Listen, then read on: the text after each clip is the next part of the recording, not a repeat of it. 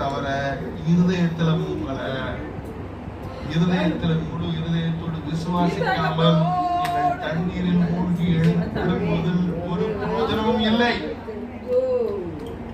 இருதயத்திலே நீங்கள் முழு இருதயத்தோடு என்ன விசுவாசிக்க வேண்டும்? நான் கிறிஸ்துவோடு கூட சிலுவையில் அறையப்பட்ட நான் கிறிஸ்துவோடு கூட மரித்தேன்.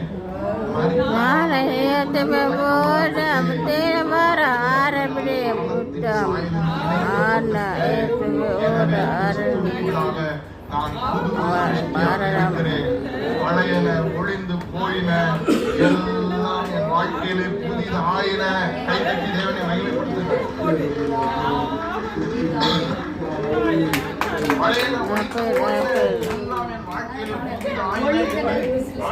வார்த்தையை விசுவாசிக்க வேண்டும்.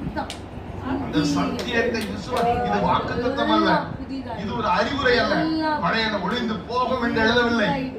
கிறிஸ்து கவனிங்கள், கிறிஸ்துவுக்குள் ஒருவன் இருந்தால் அவன் புது சிருஷ்டி ஆக வேண்டும் என்று எழுதவில்லை. பழையன ஒளிந்து போக வேண்டும் என்று எழுதவில்லை.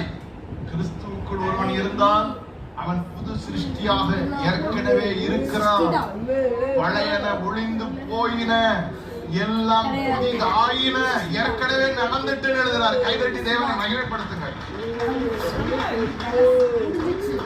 ஆனா நான் இன்னும் இதுல இருந்து விடுதலை பெறலையே. இன்னும் பழைய வியாதிப்பட்ட மனுஷனாவே தான் நான் வாழ்ந்துட்டு இருக்கேன். இன்னும் பழைய பலவீனங்கள்ல பாவ பழக்கத்துல இருந்து நான் விடுதலை பெறலையே. அதுல நான் விழுந்து தானே எந்திரிச்சிட்டு இருக்கேன். இந்த பழைய கோபம், பழைய வைராக்கியத்திலிருந்து நான் வெளியே வரலையே. இன்னும் அதுல விழுந்து தானே எழுச்சிட்டு இருக்கேன். அப்ப நான் எப்படி புது சிருஷ்டியா இருக்கு? பிரியமானவர்களே, நீங்கள் மனம் புதிதாகத்தான் மறுரூபப்படுவீர்கள். என்ன நீதிமொழிகள் 23:7 நினைவுகள் எப்படியோ அப்படியே அவன் இருக்கிறான். நீங்கள் புது சிருஷ்டி. நான் கிறிஸ்துவுக்குள் புது சிருஷ்டி. நான் கிறிஸ்துவோடு கூட பழைய மனிதன் சிலுவையிலே அறையப்பட்டாயிற்று. நான் கிறிஸ்துவோடு கூட அடக்கம் பண்ணப்பட்டேன். இப்பொழுது நான் பழைய மனிதன் அல்ல, நான் புது சிருஷ்டி. என் பழைய பலவீனத்துல கோபப்படுகிற, அந்த வியாதிப்படுகிற, அந்த சாபம் பிடிச்ச, அந்த இயலாமைகள் நிறைந்த பழைய மனிதன் இயேசுவோடு கூட அறையப்பட்டு அடக்கம் பண்ணப்பட்டு அங்கே முடிந்தது. மைண்ட் ரெனிவாக எதெல்லாம் நீங்க மாற்றத்தை